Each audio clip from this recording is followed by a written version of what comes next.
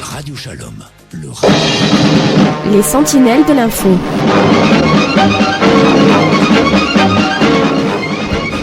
Bonsoir à tous, c'est ravi de vous retrouver. Et oui, c'est la reprise, la reprise d'une émission interrompue un petit peu longtemps, je vous l'accorde, les sentinelles de l'info, cette émission qui commente l'actualité sur Radio JM, mais le retour ne se fait pas exactement dans les mêmes conditions. En effet, nous avons décidé de reprendre cette émission en partenariat avec M Provence. Yves Buisson, bonsoir. Bonsoir Elsa, bonsoir Hervé, bonsoir Jean-Luc.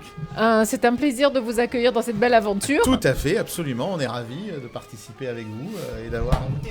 Je vais vous arranger le micro, voilà, vous allez voir. voir. Arrangez-moi le micro. Voilà. Ça c'est fait. Ça fonctionne. Bon, voilà, allez, un partenariat qui fait que la diffusion se fera également sur M Provence. Exactement, et donc on est sur de l'audio et sur de la vidéo. Absolument, voilà. de la vidéo dès ce soir, et puis vous verrez dès la semaine prochaine, on aura un très beau photocall où nos partenariats seront écrits, M Provence et Radio JM, pour les sentinelles de l'info en rouge. Vous pouvez le retrouver d'ailleurs sur notre page Facebook dès maintenant. Alors le principe de l'émission, pour ceux qui ne la connaîtraient pas, c'est très simple. 3 sujets d'actualité et 4 chroniqueurs autour de ces micros. Alors je suis en minorité, j'ai 3 hommes à mes côtés, mais bon, je peux me plaindre. Hervé Vaudois, qui est journaliste également pour M Provence, donc Yves Buisson, que j'ai déjà présenté pour M Provence, et puis Jean-Luc Chauvin, le président de la Chambre de commerce d'industrie métropolitaine Marseille-Provence. Alors c'est vrai que Jean-Luc Chauvin était un habitué de notre émission. Écoutez, d'abord bonjour à toutes et à tous, bonjour Elsa. Moi je suis très très heureux de revenir dans cette émission qui s'était arrêtée, on était tous malheureux, donc vous pouvez compter sur nous. Je sais, j'espère. Et on a une petite pensée ce soir pour celui qui était souvent chroniqueur dans cette émission, Maurice Wolf. C'est ça. Et j'espère qu'il viendra nous voir quand même de temps en temps. En tout cas, tous les journalistes, le principe c'est que cette actualité est commentée par l'ensemble des journalistes et des médias qui sont sur notre territoire. Vous êtes donc tous les bienvenus, les journalistes, que ce soit France Bleu, La Provence, La Marseillaise, Made in Marseille, Destimed. Bon, et nous, bien évidemment, nous essaierons d'être là chaque lundi. Le rendez-vous est de 18h30 à 19h30, une petite coupure à 19h pour les titres de l'information, évidemment. Je remercie Sacha qui est avec nous et qui s'occupe donc de la technique ce soir. Messieurs, on commence avec un premier sujet, le sujet de la primaire citoyenne à gauche, une primaire un peu particulière puisqu'elle était en fin de compte avec une seule candidate. Messieurs, est-ce qu'il y a un sens aujourd'hui à tout cela, alors que de toute façon, le moins qu'on peut dire, c'est que la gauche se délite. Qui veut commencer ? Jean-Luc. Écoutez, pas de problème. Non, la question peut se poser. La démarche d'une primaire est toujours intéressante quand il y a plusieurs candidats et quand elle permet de rassembler un camp et des forces de progrès. C'est le sens d'ailleurs de l'appel qui avait été fait par un certain nombre de citoyens depuis plusieurs mois pour amener à ce qu'à gauche, au lieu de multiplier les voilà, vous dites les candidats, vous êtes gentils, mais je dirais les ambitions personnelles. C'est la façon, les sentinelles, on doit dire ce qu'on croit. Mais on est là pour absolument. Ça, autrement ça marche pas. Donc plutôt que de multiplier les agendas personnels, les prises de position personnelles, on est un programme qui rassemble. Si je fais d'ailleurs un parallèle, certains territoires qui ont su se rassembler ont pu créer la surprise.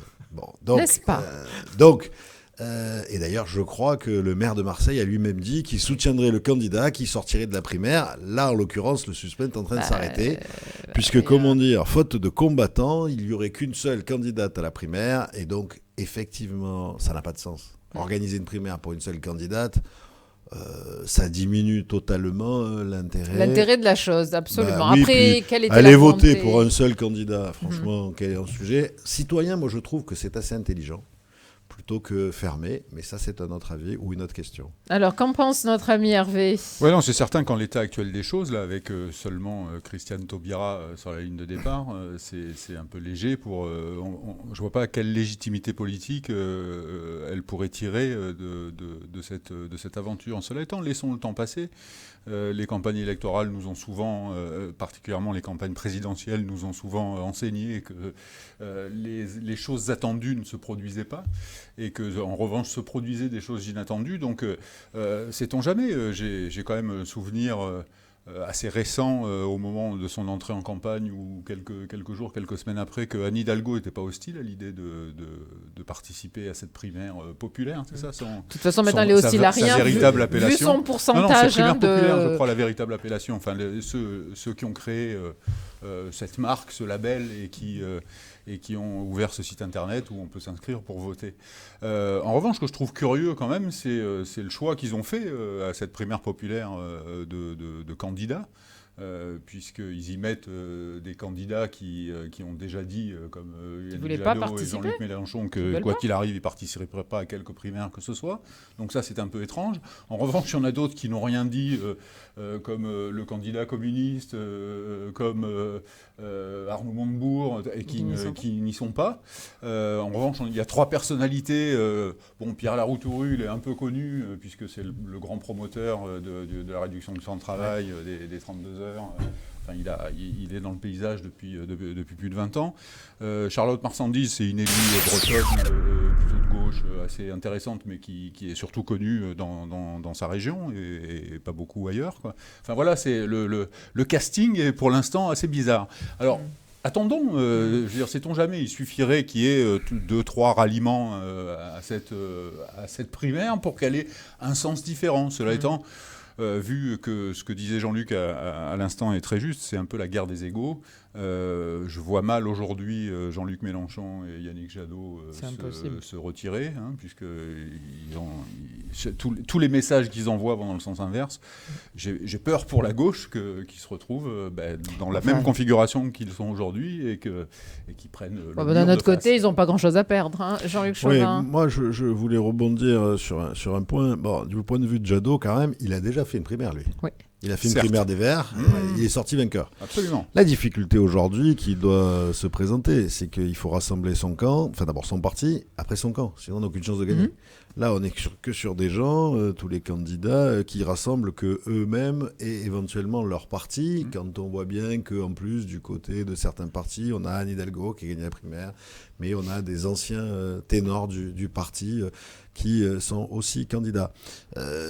Effectivement, la primaire n'a de sens qu'une fois qu'on est le candidat de son parti pour rassembler son camp. Et pour pouvoir se présenter unis, pour avoir un débat d'idées, et pouvoir garder les idées des uns et des autres qui sont celles que souhaitent les Français, voire mettre en application.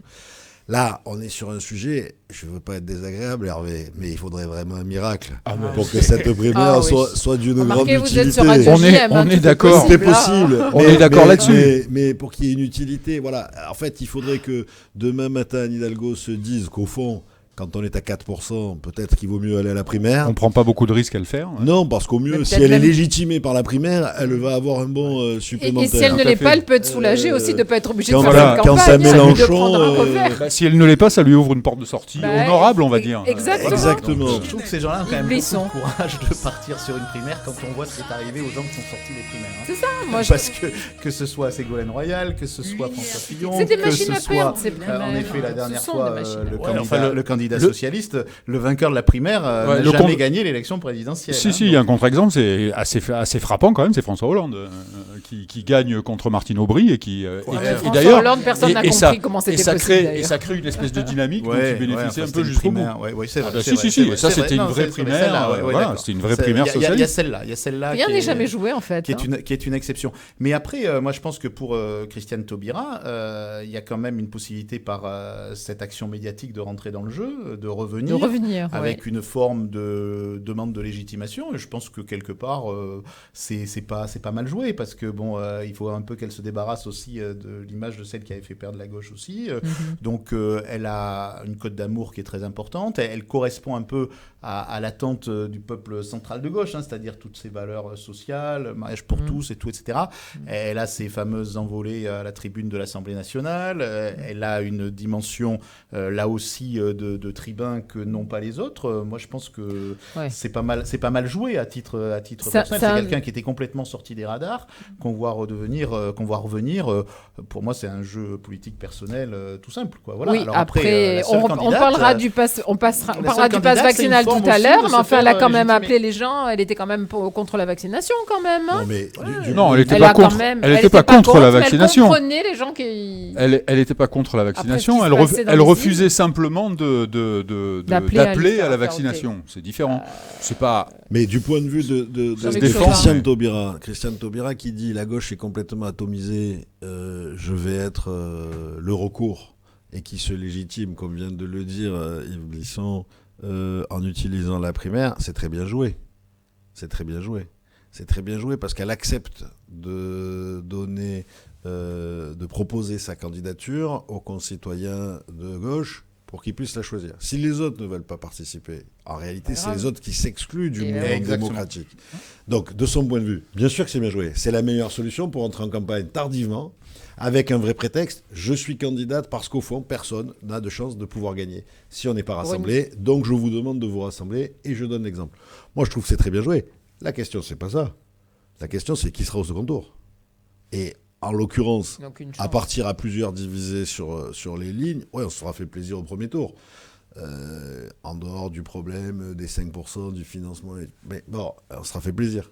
Oui, en fait, le problème, c'est la base électorale de Christiane Taubira, c'est-à-dire ça va aller jusqu'où sans doute peut-être reprendre la plupart des voix communistes, sans doute peut-être reprendre beaucoup de voix à Mélenchon, mais après derrière... Pas très loin de tout ça. Parti socialiste, voilà, les écolos, est-ce que les écolos vont se reporter sur... Les écolos, d'une manière générale, a priori, ils vont voter pour Yannick Jadot. C'est là-dessus. Quoi qu'il arrive, sauf un événement extraordinaire, dans le meilleur des cas, on va se retrouver au premier tour, à la veille du premier tour, avec à minima 4 candidats de gauche.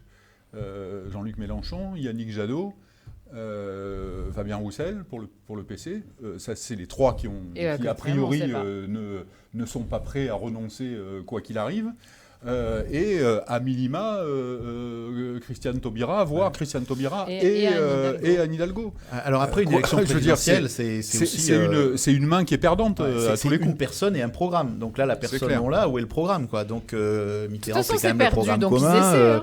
Il faut tout essayer. Hollande, on l'avait entendu partir contre la finance internationale, ce qui lui avait valu quand même d'être un petit peu adoubé par l'ensemble du peuple de gauche. Là, où est la proposition forte quoi. On va le voir pendant la primaire. On va écouter attentivement la primaire, on va voir quelles sont les propositions fortes. On va voir comment évoluent les sondages aussi. Ça veut dire que Christiane Taubira va débattre contre elle-même, c'est ça ?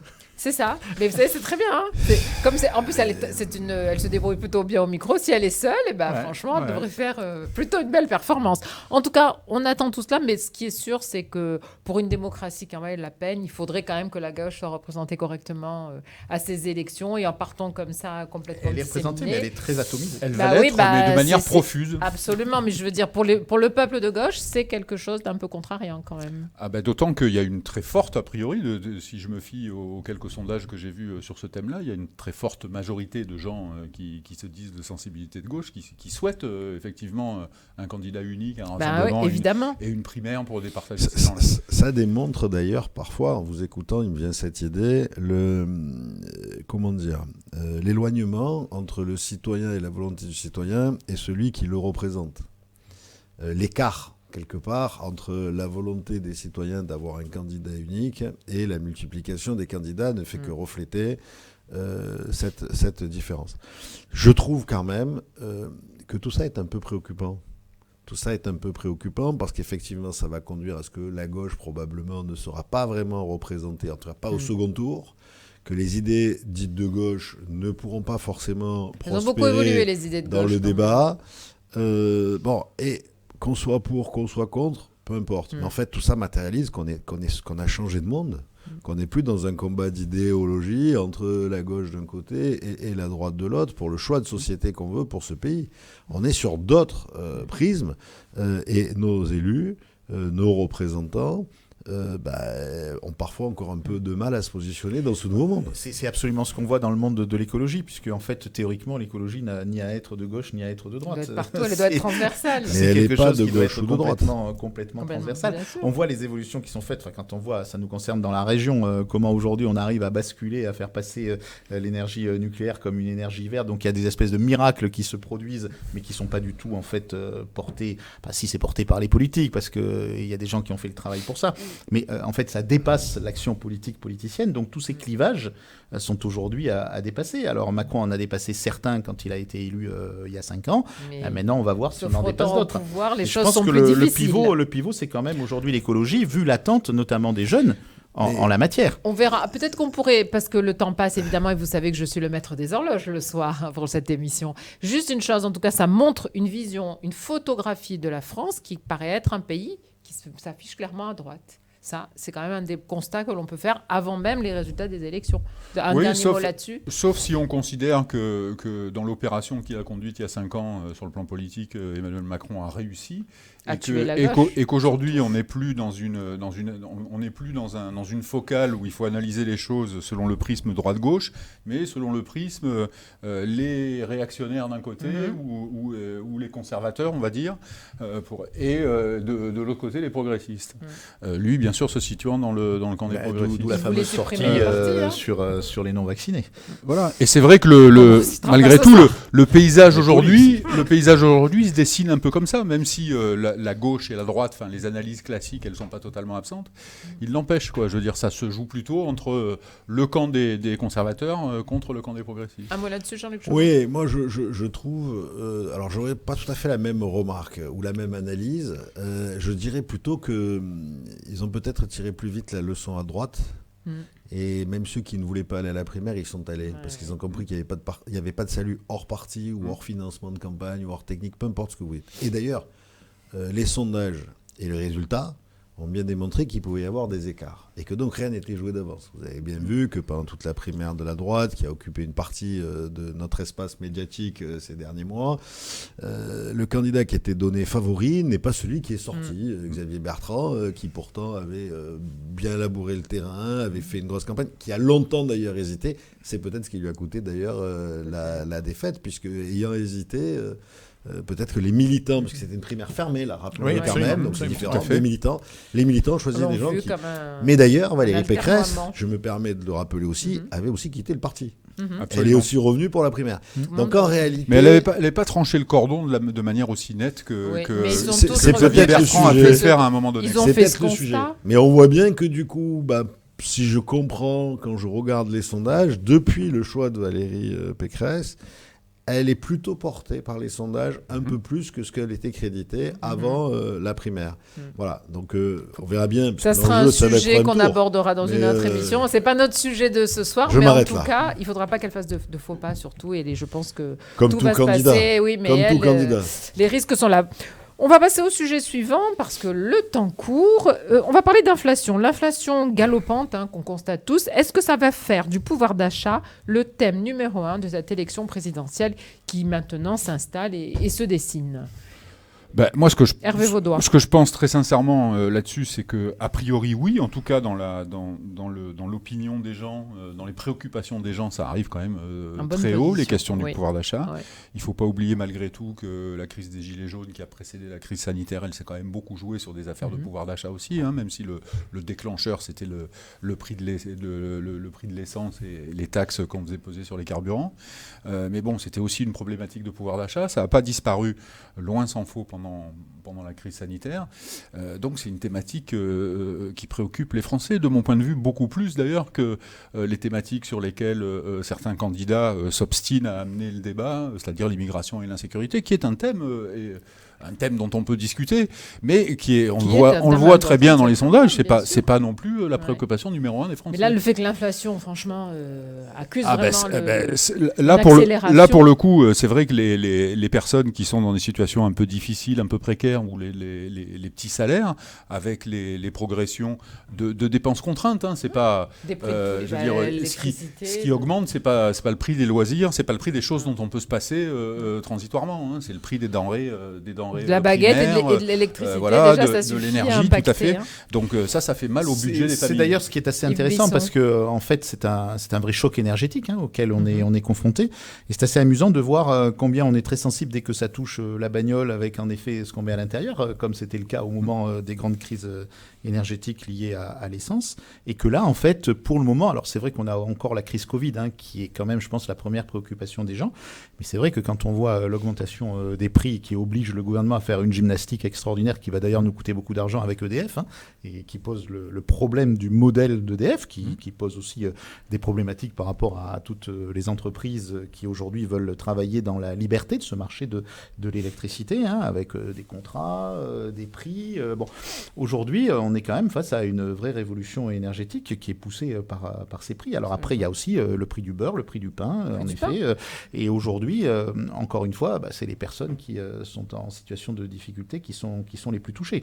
Mais je crois qu'aujourd'hui, c'est d'ailleurs intéressant de voir au niveau du débat précédent, c'est vrai que peut-être que Emmanuel Macron a intérêt que la pression Covid demeure encore un peu pour que ça reste la première préoccupation. Parce que si on arrive à libérer un petit peu ça, non mais c'est un peu ce que je dis évidemment est pas très agréable à entendre. Moi je pencherais plutôt pour le contraire, qu'il a envie d'alléger les choses. Ouais, mais enfin en tout cas si cette pression sur les prix devient le premier sujet, là, je pense que politiquement, c'est plus difficile. C'est très costaud. Parce que sur le Covid, tout le monde peut dire ce qu'on veut. Aujourd'hui, en fait, les gens estiment qu'il n'y avait pas grand-chose de différent à faire que l'action du gouvernement. Géré, oui. Donc, il ne se fera pas, à mon avis, sanctionner sur ce point-là. Par contre, si pendant 2 mois, il y a une augmentation des prix juste avant l'élection présidentielle et que c'est très visible, ça va faire mal. On va demander à Jean-Luc Chauvin, qui est le président de la Chambre de commerce, son avis sur ce sujet-là, sur cette inflation et sur, en général, ce qu'il entend qui remonte des entreprises. L'inflation a plein d'origines. Il y a le choc énergétique, il y a la demande aussi qui est en dents de scie avec une production mondiale, je parle au niveau mondial, avec une production en dents de scie à cause des crises sanitaires. Une demande très accélérée dès qu'on ressort de crise, voire même actuellement alors qu'on est dans une période de 5e vague très forte, mais finalement peut-être moins de personnes en réanimation en situation grave. Ça c'est très clair. Qui fait qu'on a quand même une demande importante. En tout cas, moi, je crois qu'on est en train de rentrer dans un sujet qui est celui du pouvoir d'achat, mais celui aussi du niveau de vie, qui est la conséquence directe, et avec plein de questions de société qui vont s'enchaîner. Et je ne crois pas qu'un candidat à la présidentielle, même s'il ne le traite pas, puisse imaginer qu'il ne va pas devoir traiter pendant les 5 années du quinquennat ces problèmes. Ces problèmes, ils sont liés à quoi ? Ils sont liés à la place du travail et qu'est-ce que me permet le travail ? Comment le travail me permet de vivre ? Premier sujet très important. 2, je pense que c'est aussi, à travers ça, quel est le niveau de vie moyen que l'on veut avoir dans ce pays ? Quel est le niveau de prestation sociale ? Quel est le niveau de vie moyen ? Et qu'est-ce qu'on est prêt à mettre ? Et il y a des évolutions. Les curseurs bougent.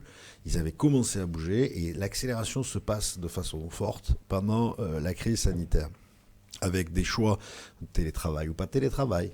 Je me rends à mon boulot tous les jours ou pas ? Avec des choix, je vis en ville ou je vis plutôt dans des zones un peu plus qualitatives, moins stressées, plus environnementales, plus proches de la production bio. On peut mettre tout ce qu'on veut là, on peut en rajouter. Bon. Pour moi, on est en train de changer de modèle de société. Et le président qui imagine qu'il va traiter les problèmes de pouvoir d'achat, d'augmentation du prix du baril de pétrole, de l'essence, de production d'énergie, comme on le traitait dans les années Mitterrand, ou mieux au choc pétrolier à l'époque Giscard, il se met le doigt dans l'œil. Il va falloir répondre de fond. On a des réponses de fond. Les réponses de fond, elles existent. Plutôt que donner 100 € à ceux qui ont moins de 2000, qui créent encore une injustice, comment je fais ? Ce qui crée, excusez-moi le terme, une pagaille pas possible, parce que ceux qui sont dans l'entreprise, c'est l'entreprise qui avance, de faire rembourser après, ceux qui ne sont pas dans l'entreprise, c'est un système. Tout ça, c'est de la complication technocratique des narcs. La vérité, c'est quoi ? C'est qu'on sait très bien, et pour les entreprises, et pour les salariés, que l'impact du prix des matières premières et du coût de l'énergie, puisque pour produire, on a besoin de l'énergie, et avec la transformation environnementale qu'on souhaite tous, donc le passage de la production d'énergie carbonée à la production d'énergie décarbonée, ça va s'accélérer. On est au prix du litre d'essence pour nos bagnoles à 1,80 là. Je sais pas si vous imaginez ce que ça fait. Bien sûr. C'est à 10 balles. Ça veut dire qu'il y a des méthodes. Les méthodes sont simples. C'est quoi ? C'est l'État doit se concentrer sur un certain nombre de sujets et doit ne plus s'occuper d'un certain nombre de sujets pour redonner des marges de manœuvre. Ça veut dire quoi ? C'est baisser des impôts sur des sujets inutiles. Donc revenir à l'essentiel et bien le traiter. Mais c'est clair, c'est baisser des charges pour que les entreprises puissent redistribuer du pouvoir d'achat. Parce que l'État ne fera jamais le job. Les 100 € qu'on vous a donnés pour passer l'hiver, c'est pas suffisant avec l'augmentation énergétique. Donc vous n'y arriverez pas. Mais bien sûr. Donc la population va vivre moins bien, va s'affaiblir. C'est pas le propos de Yves. Je pars du propos jusqu'aux élections. Oui, mais après, dans ce pays, si on ne parle pas au moment des élections des grands sujets, on ne fait jamais les réformes. Les sujets vont revenir. Mais à vous, journalistes, de faire venir le sujet. Non, mais on le voit bien, et ça, on en parle, parce que ce qui est très important aujourd'hui, c'est que le monde politique n'est pas, à mon avis, formé pour gérer des ruptures, on va dire des disruptions, pour employer des mots modernes. Des mots macroniens aujourd'hui, des mots macroniens peut-être, mais qu'est-ce qu'il a fait en la matière ? On peut pas. Alors, si on regarde dans le domaine de l'énergie, vocabulaire. Bon, on le sait très bien, hein, Jean-Luc, notamment dans cette région où on est quand même parmi les pionniers de l'hydrogène, il y a quand même aujourd'hui des solutions qui sont des solutions de rupture. Enfin, on est quelques-uns à être passionnés de sport automobile, on sort quand même d'un Paris-Dakar où on vous dit que l'année prochaine, il y a toutes les chances que ce soit gagné par une voiture électrique. Et ce qu'ils ont fait cette année, c'est quand même des beaux exemples. Donc, cette rupture-là, sans même parler d'ITER, puisque ITER, si on récupère l'énergie du soleil, alors là, on n'a plus de problème par rapport au carbone. On n'y est pas encore tout à fait. On n'y est pas encore. Mais est-ce qu'aujourd'hui, on est prêt à lancer la société vers ces ruptures-là quand on a 50 mandats seulement devant soi ? C'est ça le problème. Mais ce que dit Yves est très important parce que... Il reste 2 minutes avant notre coupure. Pour revenir à cette problématique du pouvoir d'achat, moi je considère quand même que, d'une certaine façon, on s'est privé par notre indécision. Hein, quand je dis notre indécision, c'est le pouvoir politique français. On s'est privé d'un amortisseur formidable qui était effectivement notre production électrique nucléaire. En disant ça, je me fais pas le chantre du nucléaire. C'est un constat qu'on fait tous. Hein. C'est un constat qu'on fait tous, mais c'est surtout que ça fait 20 ans qu'on ne décide pas sur notre mix énergétique. C'est-à-dire qu'on sous-investit dans les centrales nucléaires, ce qui explique qu'aujourd'hui il y a au moins une vingtaine de tranches qui soient à l'arrêt et qui manquent aujourd'hui pour amener suffisamment d'électricité sur le marché français et ne pas recourir au marché étranger où là elle est vendue dans la mesure où il y a pénurie très très cher. D'où une ministre de l'écologie qui dit on continue ou alors les centrales à charbon qui restent pendant quelques mois. C'est quand même quelque chose.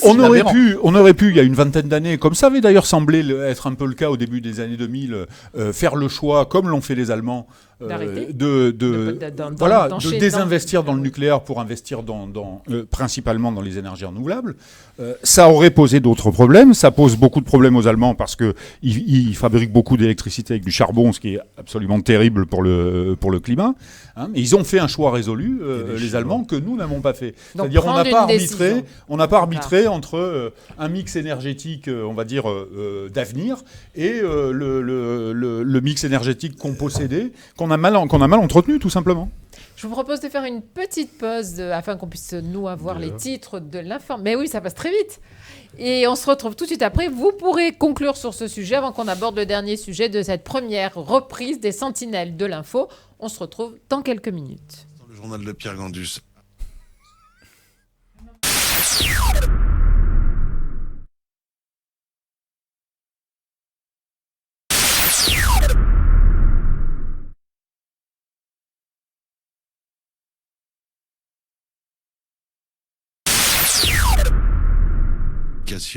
Faites attention que Radio Shalom s'écrit avec un S. Radio Shalom, S-H-A-L-O-M. Voilà, je vous ai tout dit et tout de suite le journal de Pierre Gandus. Vous écoutez Radio Shalom sur le 94.8 FM. 94.8 FM. Le mémorial de la Shoah, le plus grand centre d'archives en Europe, préserve et transmet les archives de la Shoah depuis plus de 70 ans. Parce que chaque document est une histoire, venez déposer vos archives personnelles concernant la Seconde Guerre mondiale en France, en Europe et en Afrique du Nord, au centre de documentation du mémorial de la Shoah. Tout au long de l'année, le mémorial de la Shoah collecte des milliers de documents relatifs à la Seconde Guerre mondiale grâce à vous. Les équipes du mémorial de la Shoah vous accueillent en particulier tous les mardis au 17 rue Geoffroy-Lanier à Paris, dans le 4e arrondissement. Plus de précisions au 01 42 77 44 72. 01 42 77 44 72. Le mémorial de la Shoah, parce que chaque document est une histoire. Vous avez un projet d'Alia, monté en Israël dans les meilleures conditions avec le Keren Layedidout. Le Keren Layedidout répond à toutes vos questions sur l'Alia et vous accompagne en Israël les 6 premiers mois. Aide financière, emploi, éducation et suivi de votre intégration. Toutes nos aides viennent en plus des aides gouvernementales. Alors n'hésitez pas, faites votre Alia avec le Keren Layedidout. Keren Layedidout, 01 83 80 95 55 et yedidout.org. Inédit en France, le guide des écoles juives, enfin sur Internet. Le guide des écolesjuives.com est le premier portail internet dédié aux écoles juives. En un clic, trouvez l'école juive la plus proche de chez vous. Une véritable innovation dans le monde de l'éducation. Retrouvez toutes les infos des écoles, leur actualité et les offres d'emploi du secteur sur le guide des écolesjuives.com. À très vite sur le web. Le guide des écolesjuives.com est un site proposé par l'association Choisir l'école juive. Bonsoir, c'est Gilles Bernheim. Je vous donne rendez-vous tous les dimanches de 19h30 à 20h. Radio Shalom, la radio qui vous écoute. La radio qui vous écoute. Bonne soirée sur Radio Shalom, il est 19h.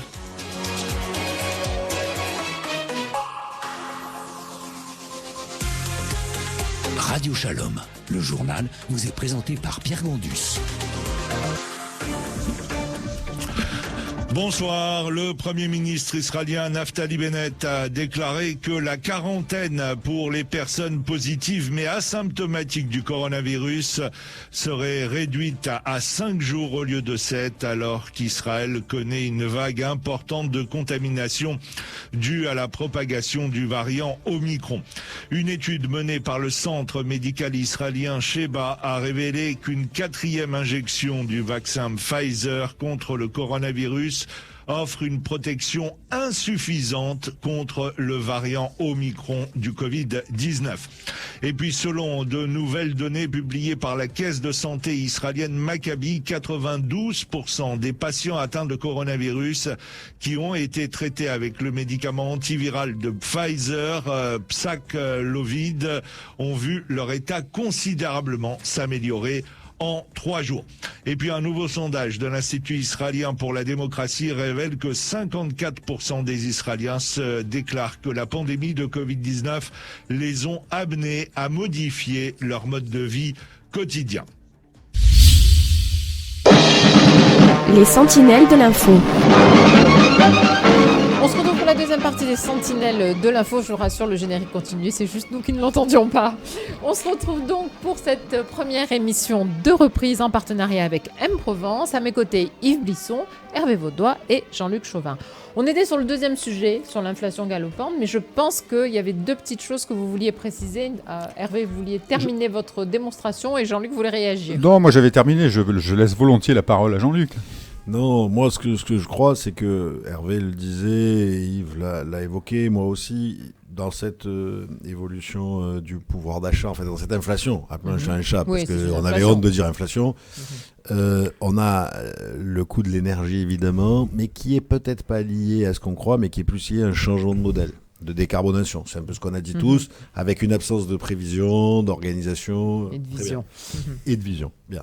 Mais on a quand même une crise aussi sur l'ensemble des matières premières, plus un coût très important du transport maritime. Parce qu'on a des à-coups dans l'économie, à nouveau je vous le redis, notamment dans les pays producteurs en grande partie, où quand la Chine décide de fermer 6 semaines l'ensemble de ses usines, l'ensemble de ses ports, et de confiner parce que c'est les fêtes du Nouvel An chinois, qu'elle veut pas que les gens se déplacent, parce qu'il faut faire diminuer le taux de Covid avant, je ferme 4 semaines et je ferme, ça a des conséquences mondiales. Quand en plus on a eu les phénomènes où on a tous été confinés, on a tous voulu acheter un certain nombre de matériaux après parce que on voulait améliorer un peu la qualité de vie à la maison en se disant si je suis à nouveau confiné, voilà. C'est pas sans le reste, ça veut dire que là aussi la demande a explosé et il y a des à-coups dans la production qui sont complexes. On le voit bien aujourd'hui chez nous en France, dans nos entreprises, en télétravail, avec la 5e phase, on a en moyenne un taux d'absentéisme lié au Covid, les cas positifs et les cas contacts qui tournent entre 15 à 20%. C'est colossal. Comment organiser le fonctionnement d'une entreprise ? Alors, quand vous êtes en télétravail, par chance, beaucoup de cas Omicron n'ont pas de graves symptômes, et beaucoup de gens d'ailleurs, et je les remercie, continuent à bosser. Continuent à travailler ou continuent à se tenir au courant avec l'entreprise, à faire le job, parce qu'ils sont conscients que ça perturbe complètement. Les cas contacts, pareil, ils bossent de chez eux quand c'est en télétravail. Sauf que pas tout le monde est en télétravail. Et un certain nombre ont des fonctions. On voit bien, les journalistes, vous en faites l'écho régulièrement, la RTM, les problèmes de chauffeurs, on voit bien dans les hôpitaux, on voit bien la SNCF, mais on voit bien de partout. Je discutais ce matin avec un chef d'entreprise. La même chose, les gens de la première ligne. Quoi. Voilà, non mais entreprise de PME, on parlait d'experts comptables, mais là, une PME qui est dans le nettoyage, qui m'expliquait qu'avec 15 à 20% d'absentéisme, elle avait mis au maximum les heures sup. Elle avait tenté toutes les possibilités de recrutement, donc y compris en intérim. Et donc, elle avait priorisé. Elle le faisait effectivement, parce qu'en plus, la demande a augmenté chez certains métiers. Les laboratoires d'analyse, les cliniques, tous les métiers de la santé, tous ceux qui font des tests, ceux qui ont des passages, on demandait plus de passages. Elle faisait en priorité le traitement prévu, augmenté chez ces professions-là. Et chez les autres, elle leur disait, voilà, je ne peux pas venir 2 fois, je viens qu'une fois, ou je viens qu'une fois tous les 15 jours. Donc tout ça, ça fait que accentuer. Le sujet global de ça, c'est quoi ? C'est qu'en plus, dans cette société, on a un sujet majeur d'employabilité. On est dans un sujet où, à côté de ces coûts complexes qui augmentent, qui explosent, de tout ce qu'on vient d'évoquer, qui pèsent sur le pouvoir d'achat, on a une partie très importante, mais très très importante, tout secteur d'activité confondu, même dans les métiers dits plus simples, informatique, le haut de gamme, les hauts diplômes, de recrutement. Bien sûr. Et donc, c'est pour ça que je parle de changement de modèle. C'est pour ça que je dis qu'on est en train d'évoluer. Et je crois effectivement que le rôle des politiques est de prévoir le modèle de demain. Mais sauf qu'ils n'étaient pas prêts. Ils sont dans une disruption. Il faut disrupter aussi à ce niveau-là, et on a un problème d'âge. Ceux qui ont passé leur vie et leur carrière dans un modèle qui était le modèle de l'après-guerre, des baby-boomers, se retrouvent aujourd'hui à devoir inventer un modèle qu'ils ne connaissent pas, qu'ils n'ont pas imaginé. D'ailleurs, dans les propositions des candidats, il n'y a rien de très disruptif. Non, mais on voit la différence dans nos familles, entre nos enfants et nous-mêmes. Bien sûr, tout simplement. La rupture est là, tout simplement. Et donc, ça veut dire qu'aujourd'hui... entre 2 générations de nos enfants. Oui, et donc ça veut dire qu'aujourd'hui, il faut passer... changer de génération. Oui, mais il faut que les politiques aussi... On a quand même un président jeune, mais qui malgré tout n'est pas arrivé. En tout cas, dans les prochaines réformes qu'il va proposer pour ce prochain mandat. Revenir sur une matière première dont on parle assez peu souvent, qui est quand même l'argent, parce qu'on sort d'une période où l'argent était fabriqué par les banques centrales, avec donc cet apport très important, cette période un petit peu d'argent facile, qu'on a aussi forcément connu parce qu'il a fallu faire le quoi qu'il en coûte et autres. Et puis là, ça se resserre, mais alors avec une brutalité terrible, parce que d'abord, en effet, il y a cette pression sur les taux d'intérêt qui va commencer à arriver. Et puis, Jean-Luc le sait bien, il y a cette pression aujourd'hui des banques par rapport aux emprunts. Les règles se durcissent pratiquement mois après mois, sinon semaine après semaine. Aujourd'hui, c'est difficile d'aller négocier avec le banquier quand vous faites un emprunt. Voilà. C'est pas les banques qui changent les règles. C'est pas les banques, c'est le régulateur. Bah oui. C'est le régulateur qui, pour éviter... Pour l'emprunteur, c'est la même chose. Pour l'emprunteur, c'est la même chose. Mais sauf que là, c'est le fruit de politiques ou de décisions techniciens, pour pas redire, d'accord, qui, pour éviter des phénomènes de crack et des phénomènes de bulles, veulent réguler. Moi, je pense que ça, c'est l'ancien monde. Je pense qu'ils pourront réguler tout ce qu'ils veulent, ça ne marchera pas. Il n'y a jamais eu autant d'argent et on a inventé la crypto-monnaie pour échapper à la production de monnaie. C'est pas nous, mais on l'a été inventé. Et je crois qu'aujourd'hui, la conséquence pour moi, et je clôture avec ça, je ne parlerai plus sur ce sujet, c'est que le monde a changé. Au XXIe siècle, les élus ne sont pas là pour décider et faire, ils sont là pour orienter. Ils sont juste là pour décider ce qui est le mieux.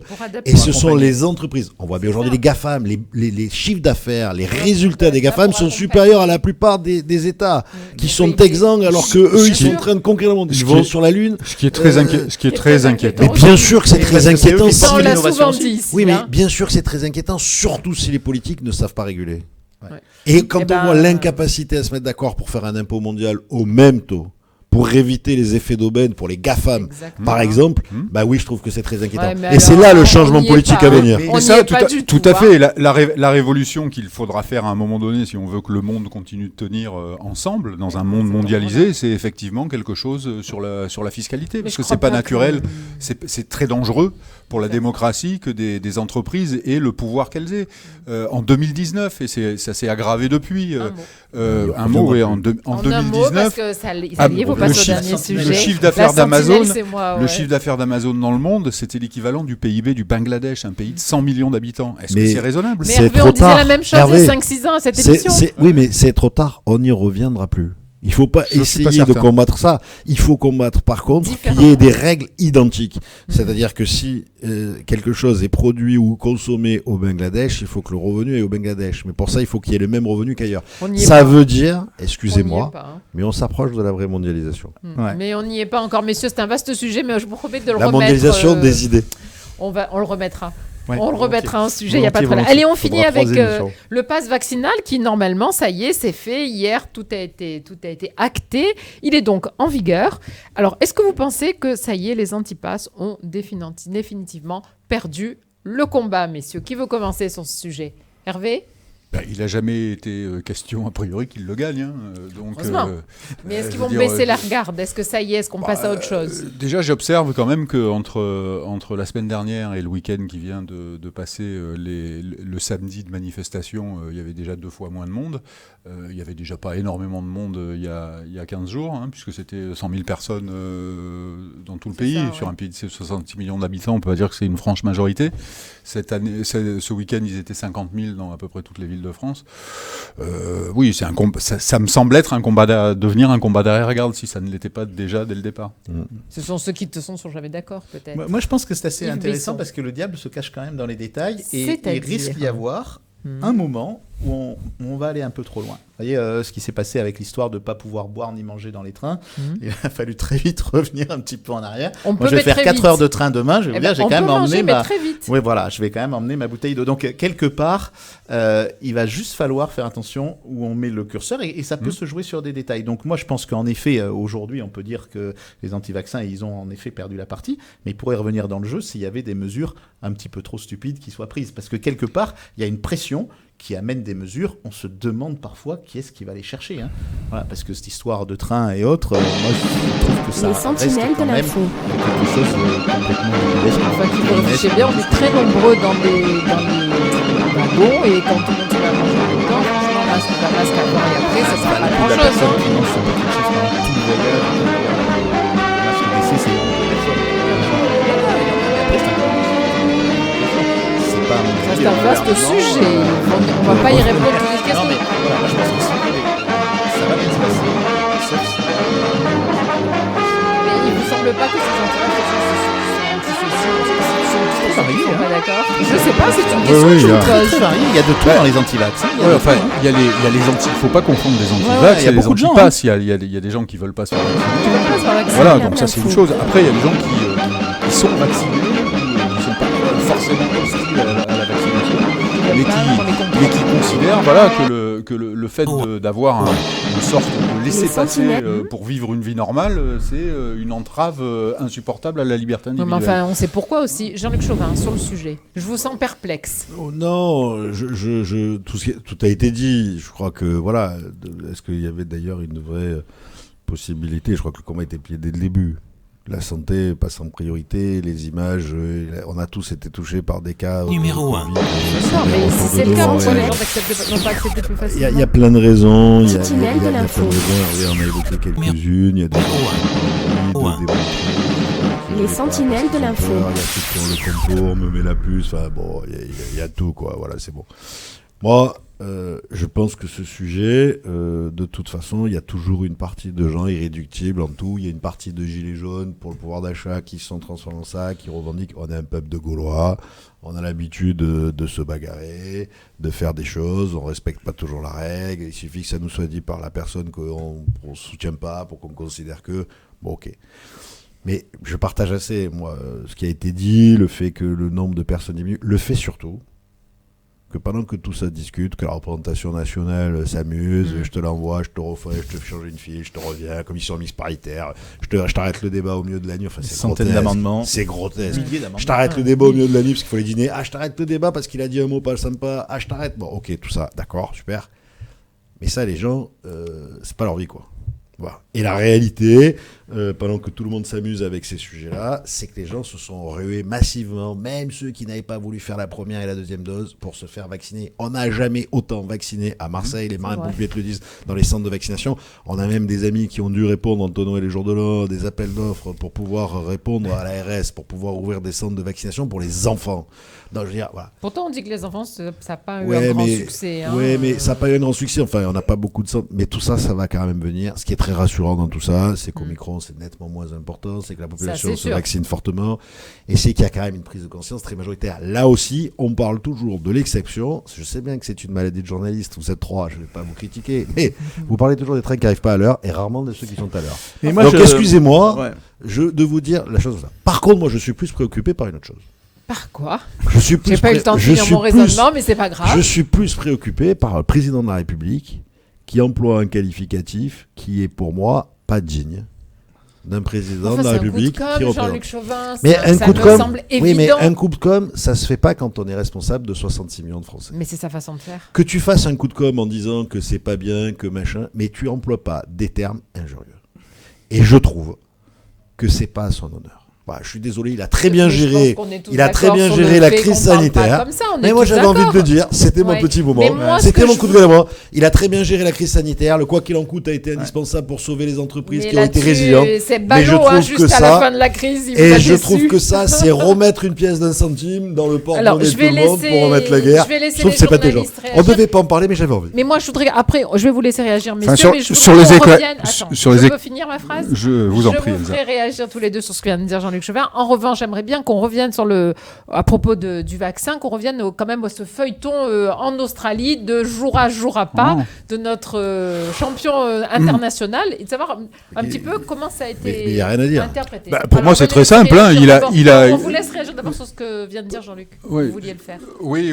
Sur les propos du président de la République, puisque c'est un sujet qui lui tient à cœur. Bon, oui, je pense pas qu'in fine, il va en retirer l'avantage qu'il espérait en prononçant ce mot.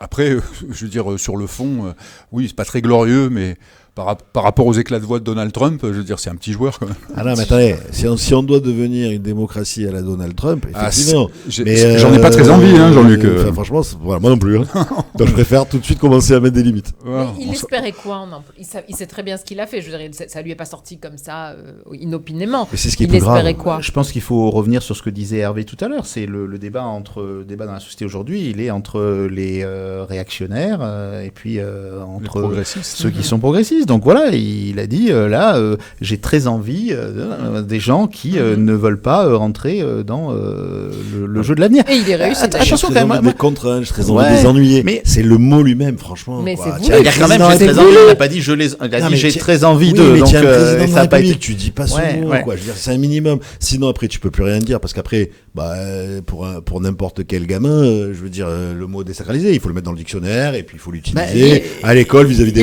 Moi, il y a l'école vis-à-vis des enseignants, vis-à-vis pas. Enfin, on va revenir.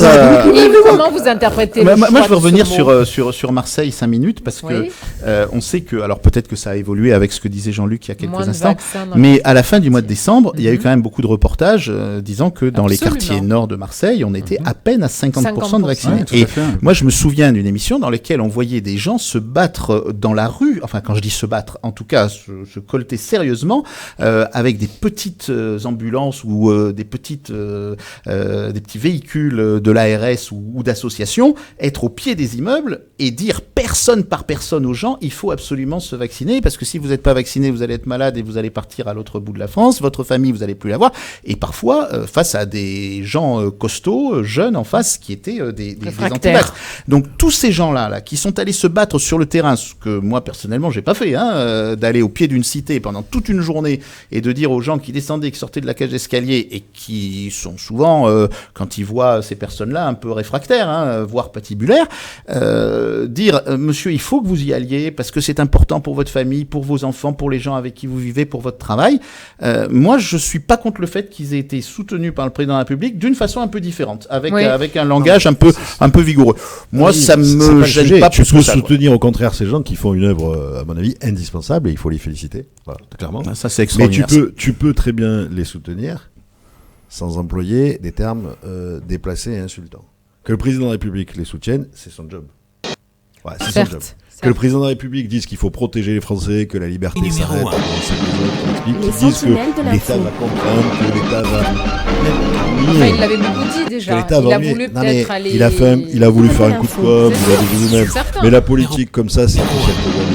Je trouve plus trivial, tu vois, je trouve plus trivial l'histoire avec les YouTubers là, voilà, qui était liée au vaccin aussi, hein, parce qu'en fait c'était une sorte. Alors dire, je vais donner une prime si finalement les gars ils acceptent de rentrer dans un jeu, moi je joue avec 88. Des gens pour que derrière ils fassent de la promotion du vaccin.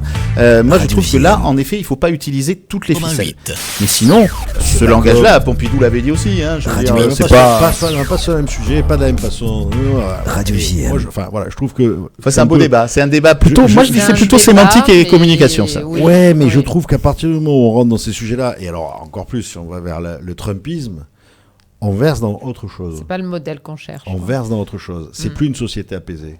Moi, je suis pour un modèle. On peut avoir des écarts, on peut avoir des différences, pour un modèle apaisé. Effectivement, Marseille est une ville, notamment dans les quartiers nord, qui était moins vaccinée que d'autres villes françaises. Reste à l'écoute et écoute ce qui vient maintenant. Pour autant, il est encore en retard. Bien sûr, on ne peut pas dire non. Sur notre antenne, on vous prépare le meilleur des cocktails. Voilà, je pense que la meilleure solution, c'est pas de cliver.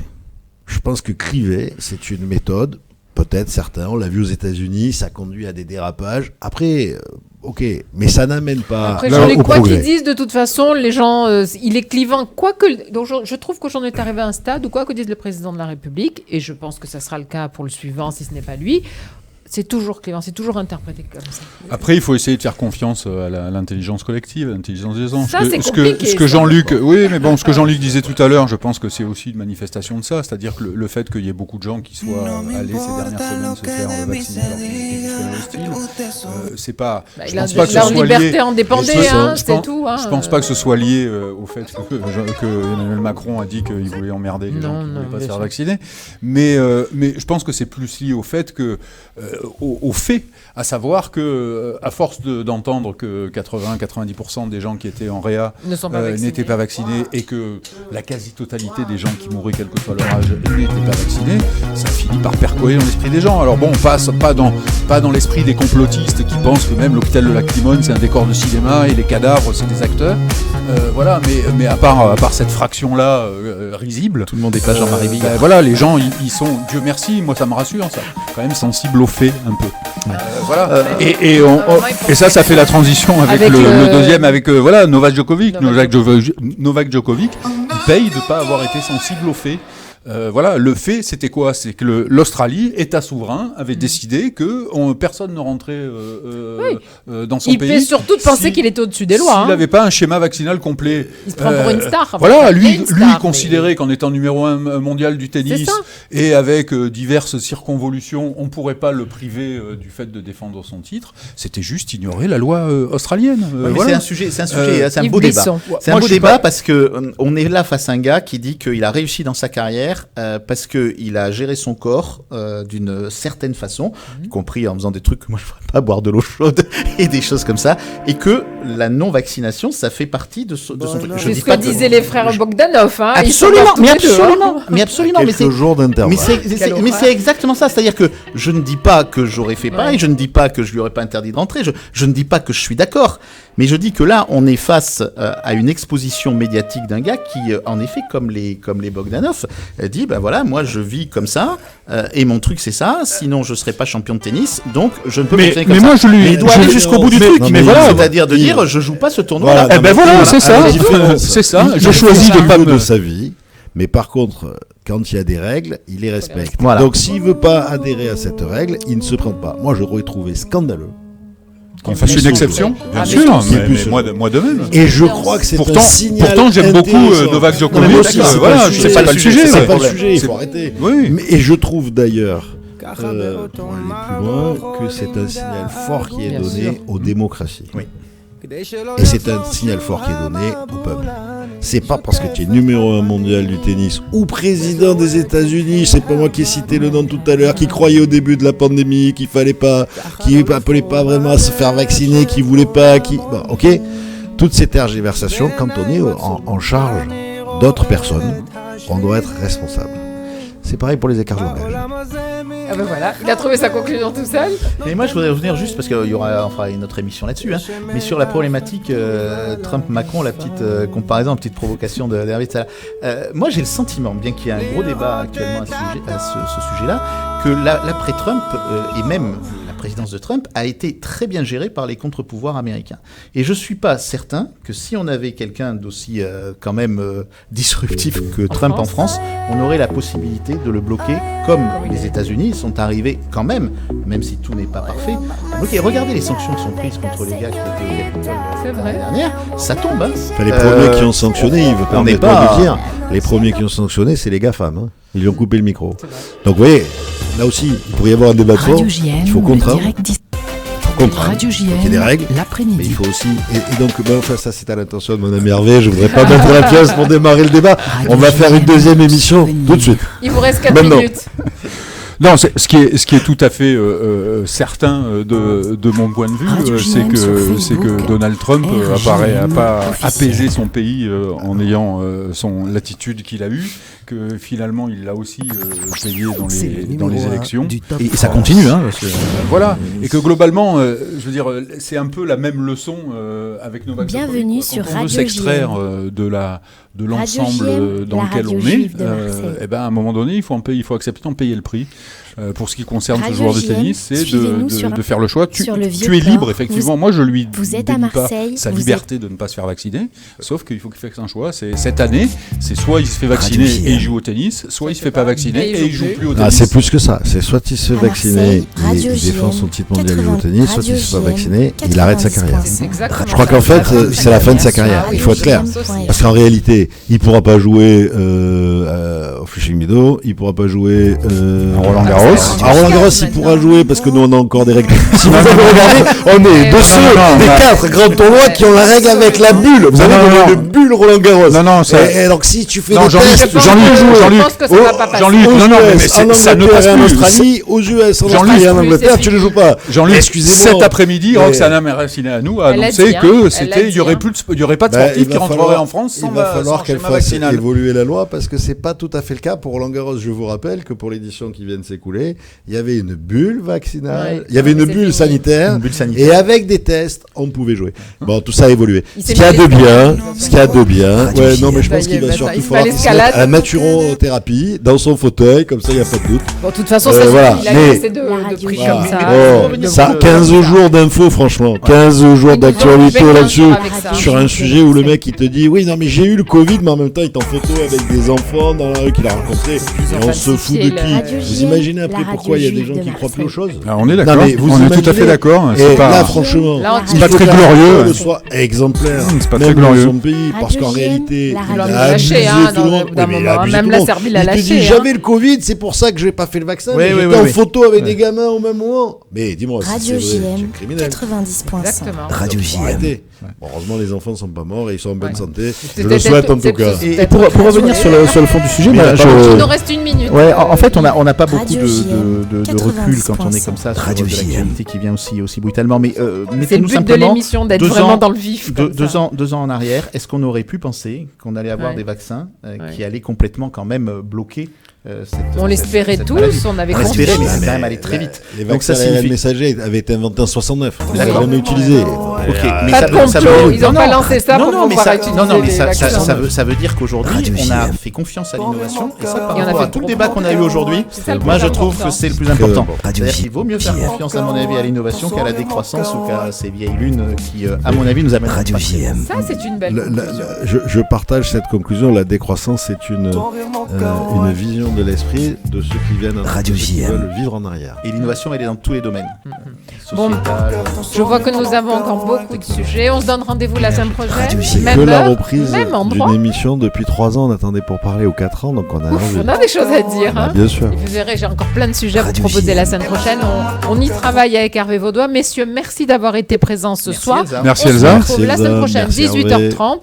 Les Sentinelles de l'Info, nouvelle version, puisque nous sommes maintenant en partenariat avec M-Provence. Et j'en profite pour vous remercier. Merci beaucoup Elsa. À Très bientôt. bonne soirée à vous tous. Bonne soirée. Bonsoir. Les Sentinelles de l'Info.